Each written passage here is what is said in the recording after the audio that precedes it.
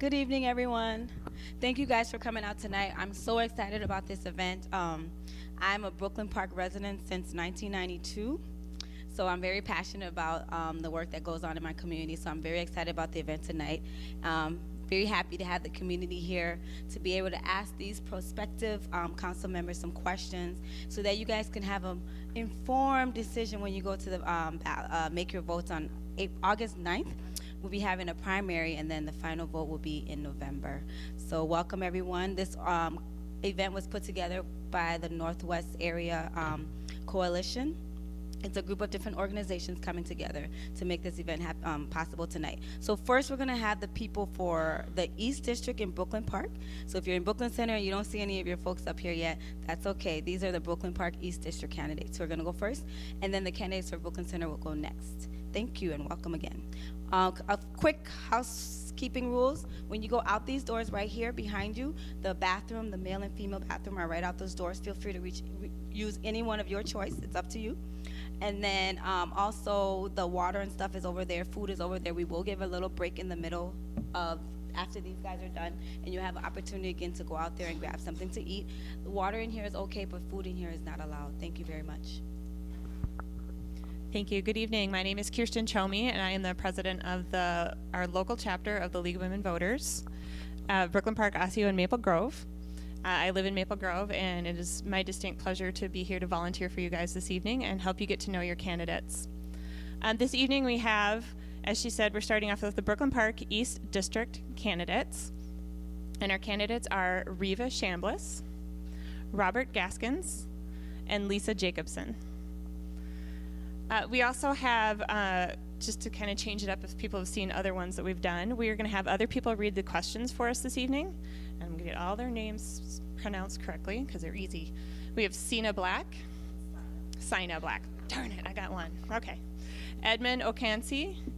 And we have Tieran Daniels and Nick Muhammad. And these are going to be our fabulous question people. We're going to start off with having the 2 minutes to do your opening statements. And then we're going to go on to the questions from the audience, and then you'll have 1 minute to answer those questions. And at the end, you'll have 1 minute to do your final responses. Just to shake things up, I like to switch the order around, so just to keep you on your toes. I have a question, or I have a timekeeper in the front here. She's got the lovely clock, and she'll show you when you have 15 seconds to finish up your statement, and then she'll tell you when to stop talking. Make sure when you're speaking that you put the microphone close to your mouths so that everyone can hear you, and also for broadcasting purposes. Okay? All right, well, we are going to go ahead and start us off with our 2 minute opening statements, and we're going to begin with Ms. Reva Chambliss. Thank you so much. Can everyone hear me? My name is Reva Chambliss, and I'm a Brooklyn Park resident. I've been a resident of Brooklyn Park for quite some time, 16 years, but I have strong roots in Brooklyn Park because I lived here in the 1970s and had a brother who graduated from Park Center. So I really am glad that I had a chance to come back to the city which I love. I want to ensure that Brooklyn Park residents have a voice and that they have a candidate who will listen to them and who will convene with them and collaborate to ensure that their ideas really do matter. I want to ensure that there is prosperity and equity throughout Brooklyn Park, that there are safe and stable neighborhoods where everyone's rights are respected, and that we have support for small businesses and redevelopment throughout the city of Brooklyn Park, including the new development. It's really important that we have a thriving city, and I want to work together with everyone to ensure that that happens. Thank you. Mr. Robert Gaskins. Test. Can everybody hear me?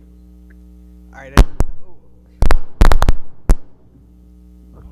Now you can. Yeah, I'll just use. All right. Sorry about that.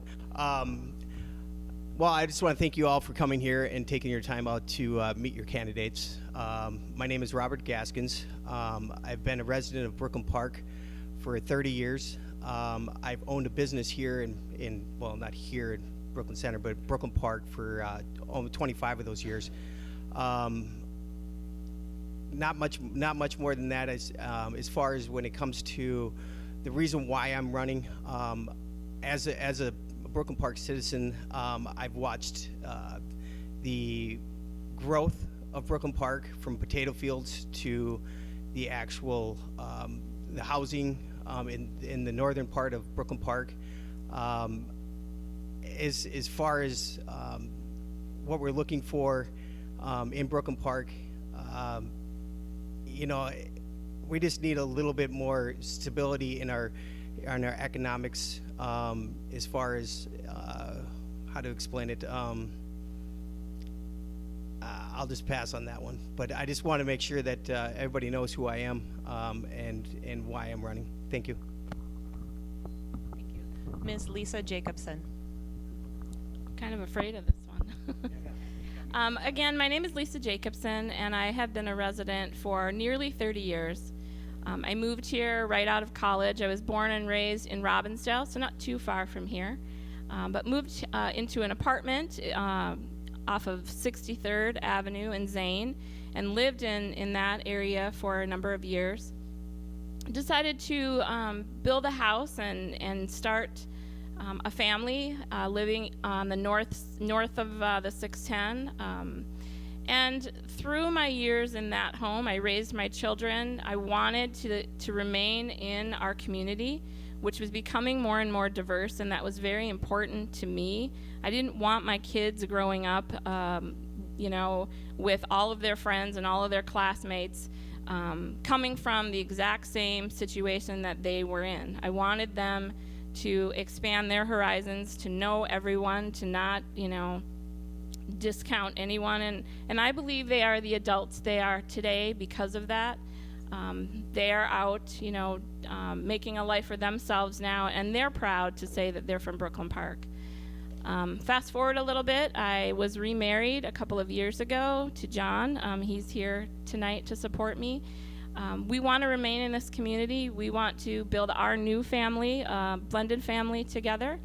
I've been actively involved for all of the years that I've been here, doing everything from helping with Tater Days, to the Women of Today, to being a Parks Commissioner, to creating the Adopt a Park program, now being a Planning Commissioner. And through all of that, I've, you know, just found more and more excitement in the fact that I can say that I am proud to live in Brooklyn Park and help and listen to all who live here as well. Thank you.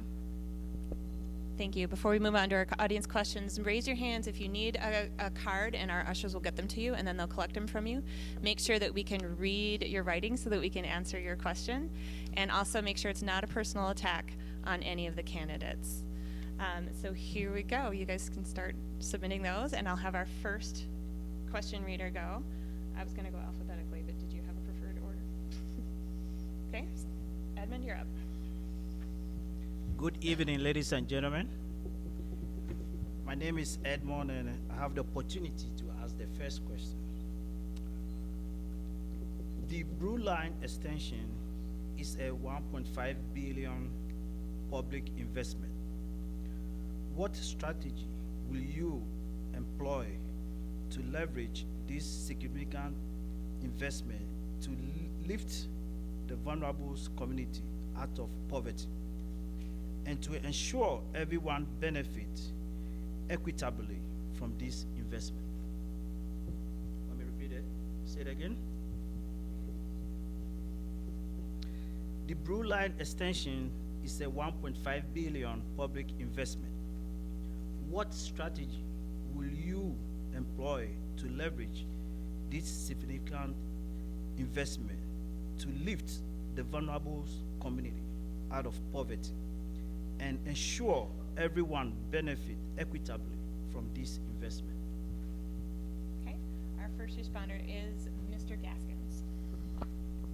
All right, you can hear me, and hopefully this microphone doesn't do the same thing. But what I would do with the light rail is definitely build up businesses around the light rail, so we can, you know, gain on that e-commerce, the commerce, whatever that we can get from the rail coming in and out of our city, and making it a place, Brooklyn Park, a place as a destination for them to go off of the light rail instead of just using it as a commuting to downtown to go into the Twins game. I would like to bring some of that back up to Brooklyn Park, and having some of the city, the inner city, come up to Brooklyn Park and take advantage of some of the stuff that we have to offer here. Thank you.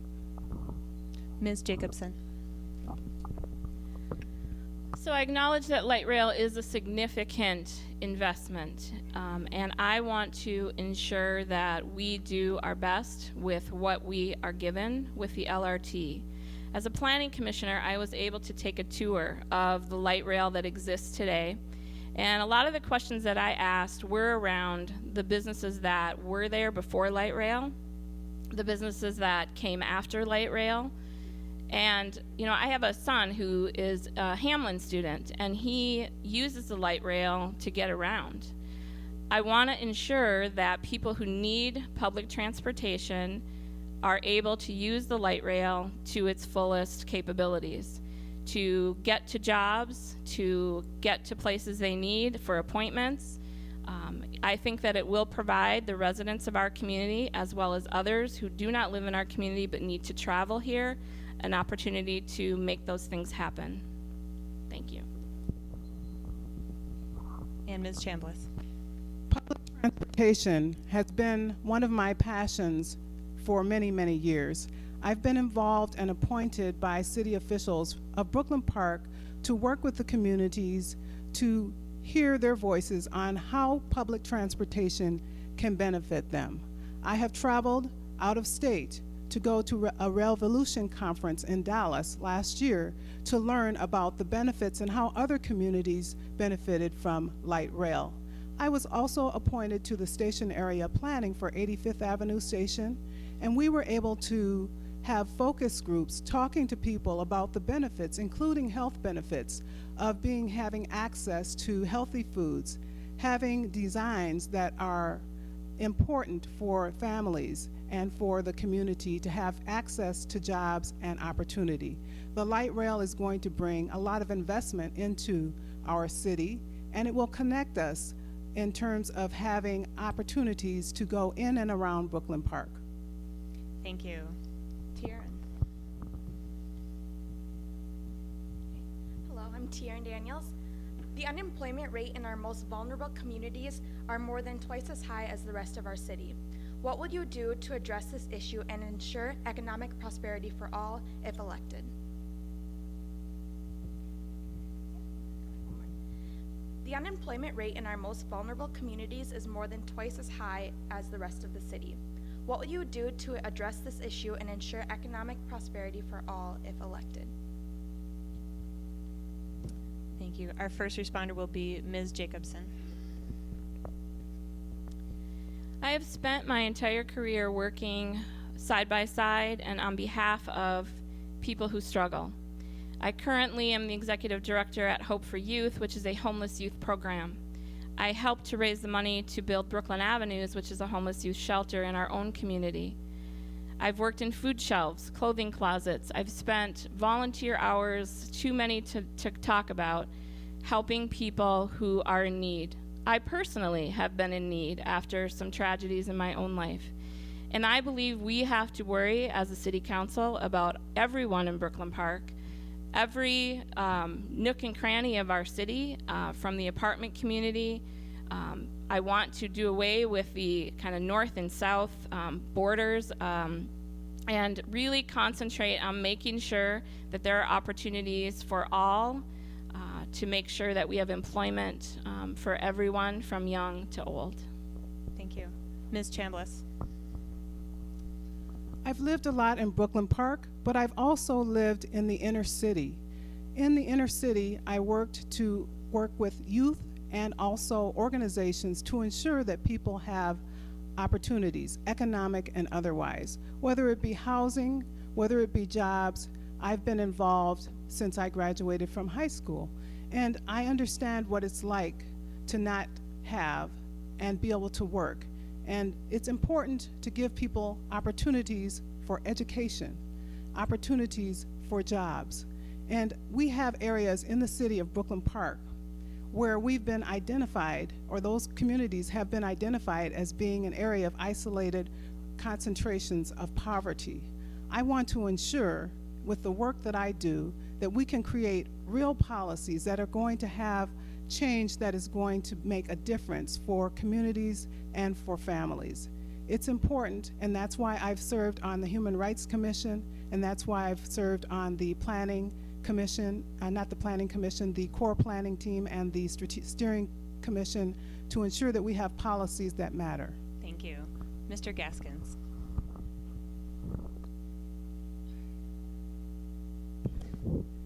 Really? These microphones are going to have the best of me. I'm not doing anything. All right, well, we'll try this with this microphone. Everyone can hear me? Now I'll gather my thoughts again. What I would like to do for the struggling, I want to say it's the youth. Usually it's the youth that are struggling to find, the places to go to work. What I did when I had my business on Brooklyn Boulevard and Zane is what I would do is I would take in some interns, teach them a trade, and that way they can take that trade and move on from that trade and actually get a job and use me as a reference to, and I'd like to see a lot more businesses in the city of Brooklyn Park taking in some of the Brooklyn Park, or I should say Park Center kids, and actually mentoring them, giving them the skills that they're going to need to get a decent job. I think it's a community thing. It's also, we can, at Brooklyn Park, at the city council level, we can help them get to the businesses to that point where they can get internships in. Thank you. Thank you. Okay, if you break another one, we're going to have to get tech help up here. Okay. Sina, please come up and read your question, and remember to speak loudly into the microphone. Just gonna take it down. Sorry, I'm a little short. So, a significant number of people in our cities are house cost burdened, meaning that they spend over 30% of their income on housing. What will you do to ensure that everyone has safe, affordable, and sustainable housing? You need me to repeat that? Yeah, if you can do that. Okay. A significant number of people in our cities are housing cost burdened, meaning that they spend over 30% of their income on housing. What will you do to ensure that everyone has safe, affordable, and sustainable housing?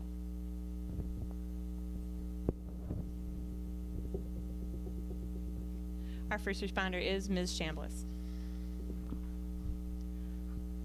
I believe that we should have prosperity and equity for all. In order to do that, we do need to have safe and stable neighborhoods. When we have safe and stable neighborhoods, we can find opportunities for people. When we have two ways that we can allow affordable housing. You either increase a person's income or you lower their cost. I know that from my business background. We need to come up with creative strategies and work together to find out solutions to ensure that people have opportunities for the housing that they need. I believe that Brooklyn Park should have several different types of housing for families' needs. You have families of all types, and we should ensure that everyone has the opportunity to have the kind of housing developed. So I want to ensure that we develop and redevelop in the city of Brooklyn Park to ensure that people have the kind of housing that they can afford and the kind of jobs that can allow them to afford their housing. Thank you. Mr. Gaskins. If I understand the question correctly, I want to say 30% for housing. That sounds about right on par for what it costs to actually own a house. Giving taxes and insurance and stuff like that. Finding housing for 30% of your income. Depends on what your income is, and I just believe that there's plenty of housing in Brooklyn Park. I've seen it grow. We're at almost 80,000 residents in Brooklyn Park. There's housing here. What I would look to do as city council is find ways to use the housing that we already have and find ways with for low income, find ways that we can take some of that housing and get them into that housing if that 30% is too much of a burden. Thank you. Ms. Jacobson? Well, housing is something I deal with every day. I see people who don't have a house, who live outside, and they have jobs. They have a place to go to work every day, and they work hard, and they have to live in their car or double up, couch hop. And so for me, housing is a critical piece of who I am and what I bring to the table as a potential city council member. I want to ensure that all of the people who live here now and who want to come here have housing options that they can afford. It also tags onto other topics, such as making sure we have jobs, making sure we are paying livable wages, making sure that there are opportunities for everyone to make a living here in Brooklyn Park so that they can live in Brooklyn Park and work in Brooklyn Park and be able to prosper in both things. Thank you. Nick, I'd like to invite you up to ask our East District candidates your question. The cities of St. Paul are addressing wage issues in their cities. What would you do to promote livable wages in our city? And I'll repeat the question one more time. The cities of St. Paul and Minneapolis are addressing wage issues in their cities. What will you do to promote livable wages in our city? Well, as a business owner for 25 plus years, livable wage, is, I know that people are looking and saying that, $15 an hour is what they're saying is the medium or the minimum, I should say, for a livable wage and a doable wage. We would look to the actual businesses in the community to find ways that we can actually support a $15 an hour livable wage, and I would work with businesses to create opportunities for residents of Brooklyn Park to actually find ways to, make the gap that's between the $5 to $7 to the $15, and giving them the skill sets in order to be able to, for the companies to be able to afford for them to pay $15 to $20 an hour, and giving them that opportunity to grow within Brooklyn Park. Thank you. Ms. Jacobson. I think the question really is almost twofold. I look at the conversations about minimum wage and livable wage almost as two different things. I believe we need a tiered system. I don't necessarily want my 16-year-old to be making $15 an hour working at the grocery store. I want them to learn that, you don't start out at that. I want them to still be able to find jobs at a minimum wage, similar to what they are currently making. But I watch my friends, my West African immigrant friends who come here, who do not want government assistance, and they have to work 2 and 3 jobs just to be able to house and take care of their families.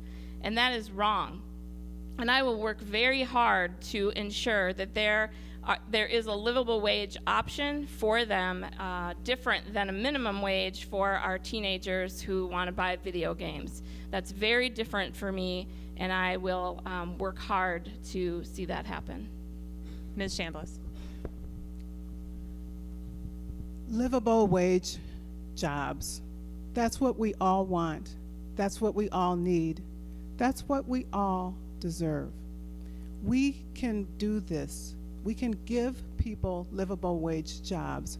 And I say to young people, the sky is the limit. If you would like to have a good paying job that is beyond the livable wage, then you should prepare for that. Look at what your skills are, is what I've told young people when I've mentored them. And when I've advocated for young people to have jobs and for older people to have jobs. I have advocated for the types of education and training opportunities they need to have the opportunities like I did.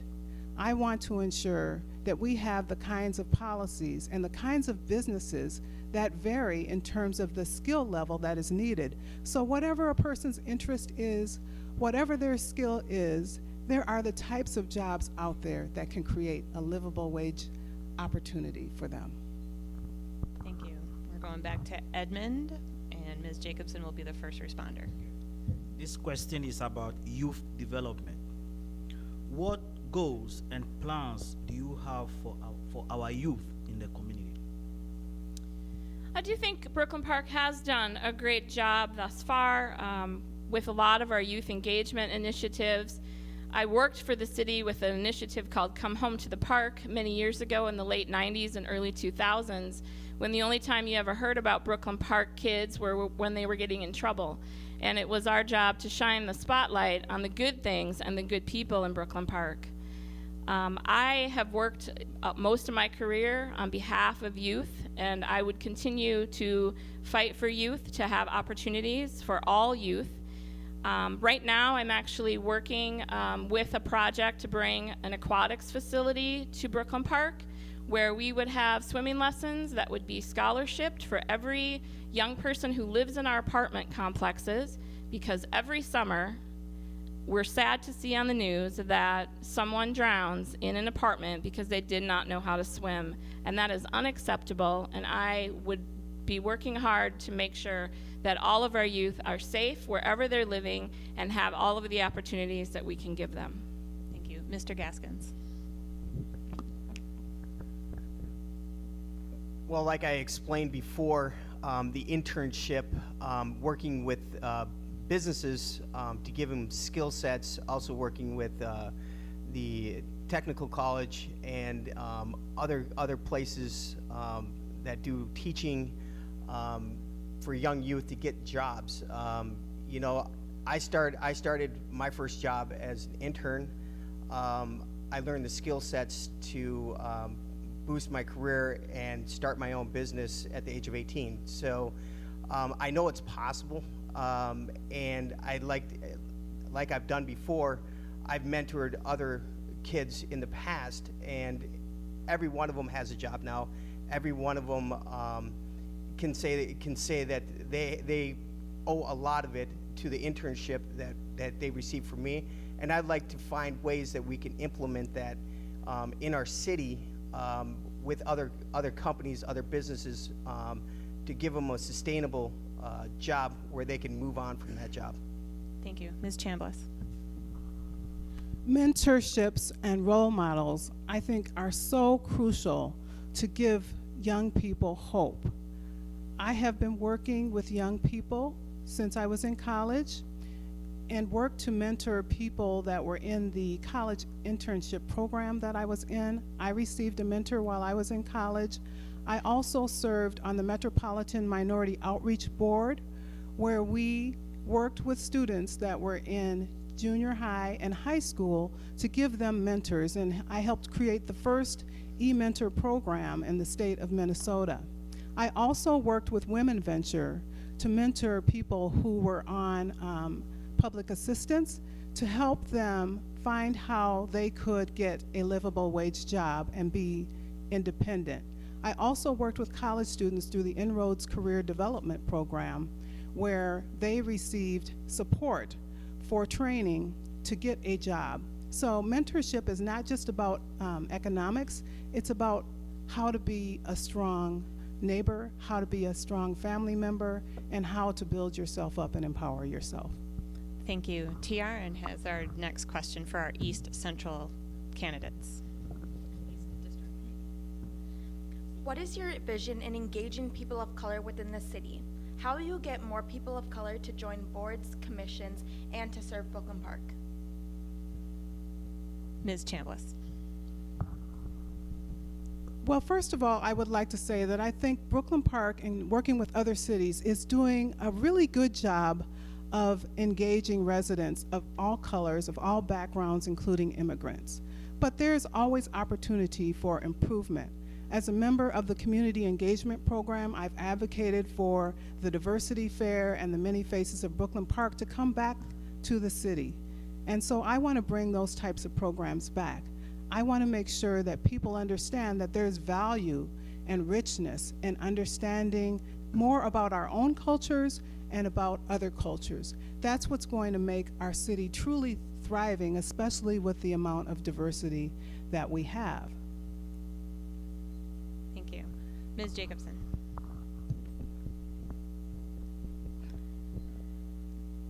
I think we can't just rely on the communication methods that we've chosen ourselves to communicate opportunities to get involved. I think we have to do a better job of, whether it's going door to door, targeting certain areas, apartment complexes, areas where we know there are people there who are working jobs, who are not involved in the community in any way, but have a lot to give to our city, and who would be an asset to commissions, to boards, to the city council, and beyond that.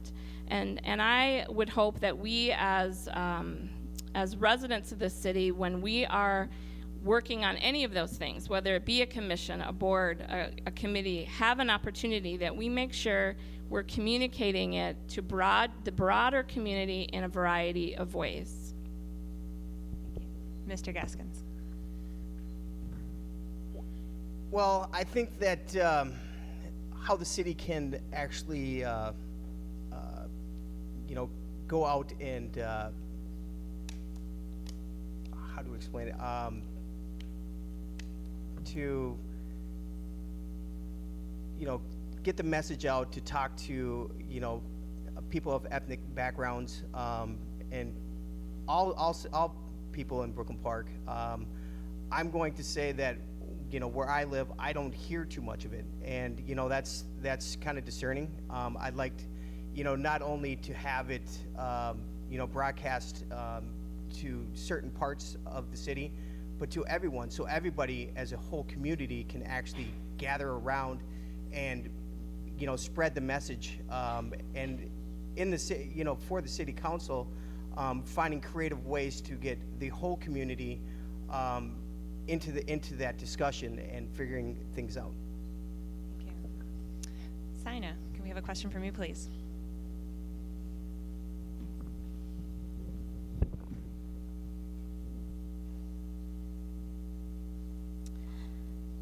Our communities have become so divided. Mention one or two significant contributions you have made to improve the lives of people of color. Do you need me to repeat that? I got that. We're going to go with Ms. Jacobson. My previous position was with the Greater Minneapolis Council of Churches, where I served as the vice president. At the time, the GMCC was running a program for West African immigrants called the Center for Families, and it was in North Minneapolis.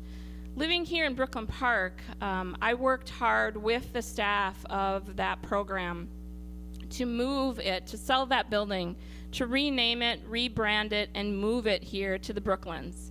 It is now at Brooklyn United Methodist Church, and in that program there is a West African culturally specific food shelf. Last fall, I was able to help put on a school supply drive where many different communities of color were able to come and fill backpacks for their children with the kids. That was very fun.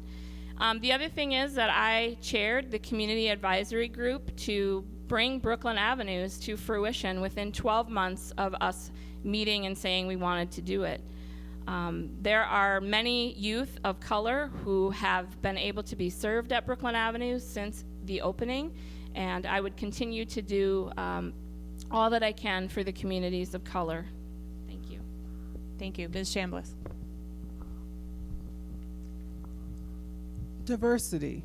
Diversity means we have everyone involved.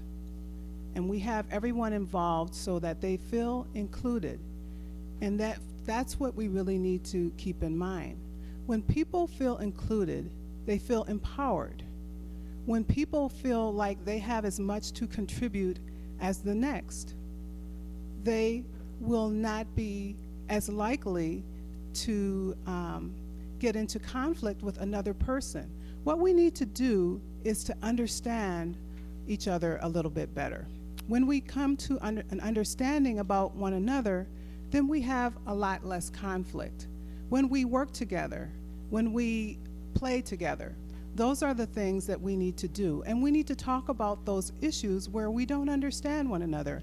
I worked within various community meetings where we had two people on different sides of the fence in terms of an issue, like the sound issue in the city of Brooklyn Park.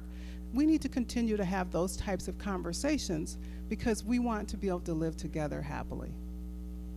Thank you. And Mr. Gaskins.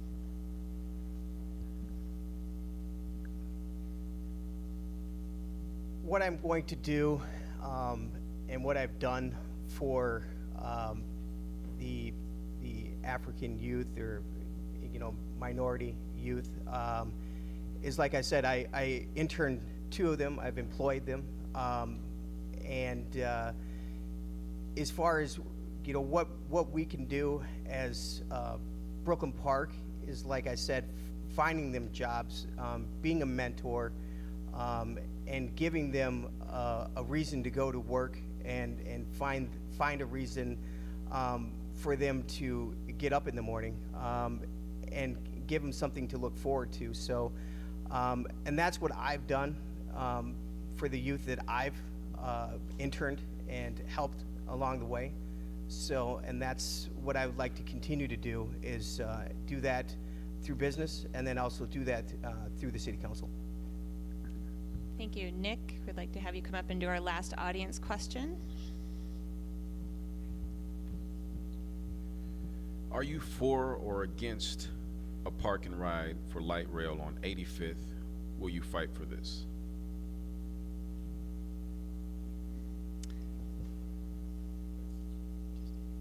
Okay, Mr. Gaskins, you're first. So.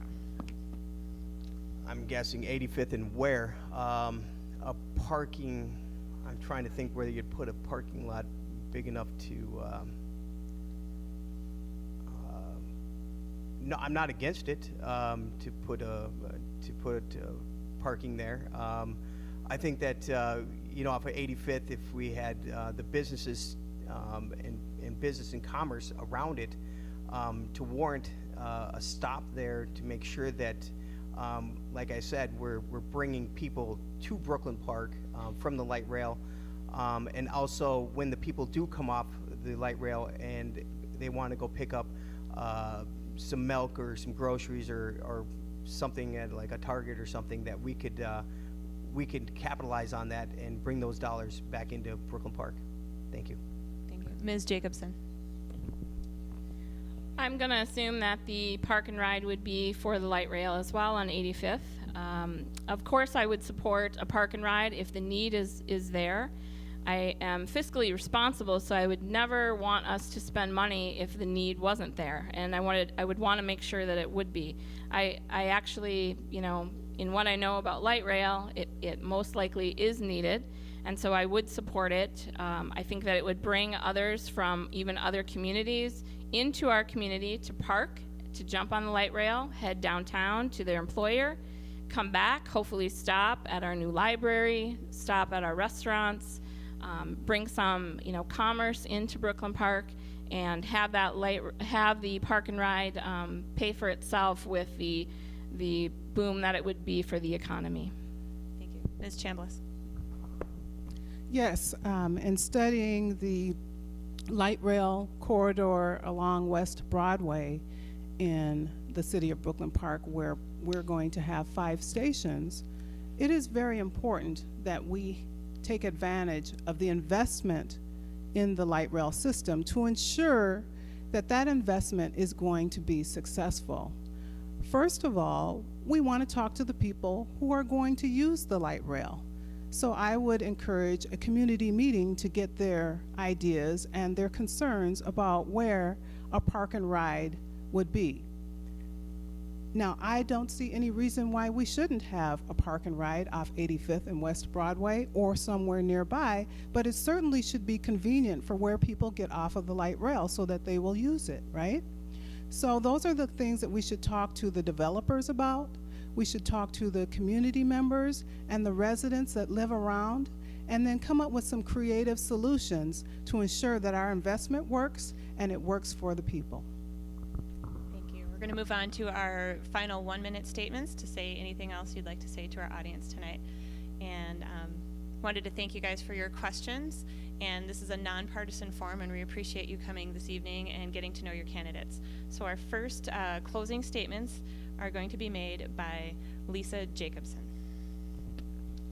Again, I just want to thank everyone for this opportunity. Many of you in this room maybe don't know me, have never heard of me, haven't had an opportunity for us to work together. I hope that we do someday. I hope that we are able to continue to build bridges in our community. I have seen where we've come from in the late 90s to where we are today with the Brooklyn Bridge Alliance and other community engagement teams and the things that have really helped Brooklyn Park become the city that it is today. I think we still have a lot that we can do together. I am a doer. I am not just a talker, and for anybody that knows me, they know that to be true. I will always stand up for every resident and vote in the way that I believe is best for our entire city. I don't have an agenda. I don't come in with any particular thing that I'm most passionate about and want to ensure. I just care about Brooklyn Park and all of its residents in every corner, every walk of life, and I want an opportunity to serve them. Thank you. Thank you. Mr. Robert Gaskins. Okay, well, as far as, as a closing statement, I just want to thank you guys all that came here tonight, people that will be watching. I had a little bit of a catastrophe with the microphone, and it got me off my game. Sorry about that.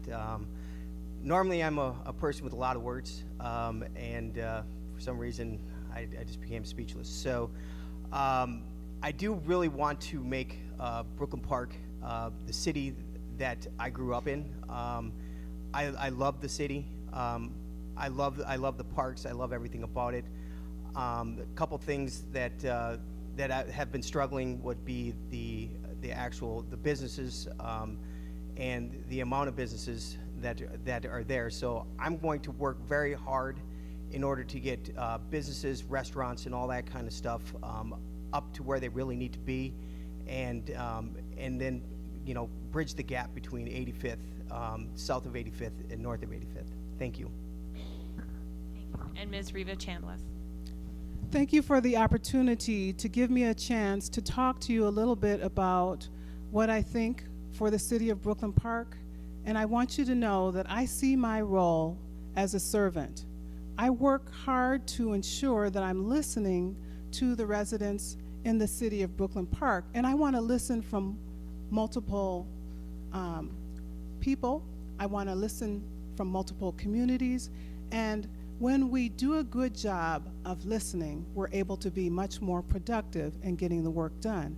I will use my experience and my working with people in a collaborative manner to come up with solutions that we all benefit from, that we've all had a part of, and that we can invest in. Because when we feel invested, we're going to take care of our city in the way that it needs to be taken care of. So that will encourage people. I would like for you and encourage you to go to my website, voteforreva.com, and you can find out how to reach me.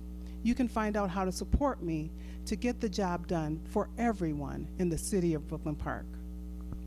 Thank you. On behalf of the Northwest Suburbs Community and Labor Coalition and the Civic Engagement Committee, I'd like to thank you for coming this evening and submitting wonderful questions, and I'd like to thank all of our candidates for joining us this evening. Remember, if we couldn't get to your questions tonight, please contact the candidates directly with your concerns, and they will happily speak with you at your convenience. Remember to get out and vote on August 9th for your East District candidates for Brooklyn Park. And in about 5 minutes, we will start our second forum. Thank you.